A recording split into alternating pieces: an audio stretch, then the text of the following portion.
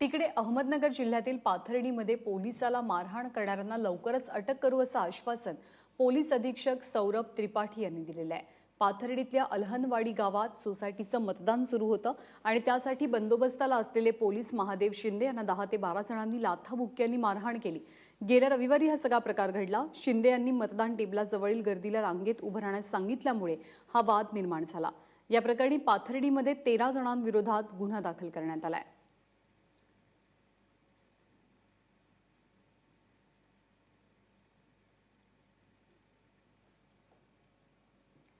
आणि या सगळ्या संदर्भात एबीपी माझानं काही स्वाभाविक प्रश्न उपस्थित केलेत।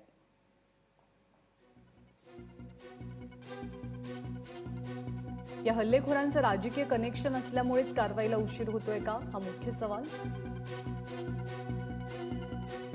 ज्या दिवशी मारहाण झाली त्या दिवशी अटक का करण्यात आली नाही।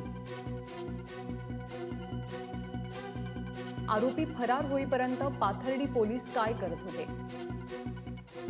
पोलीस अधीक्षकांना जिल्ह्याचा कारभार पेलत नाही का।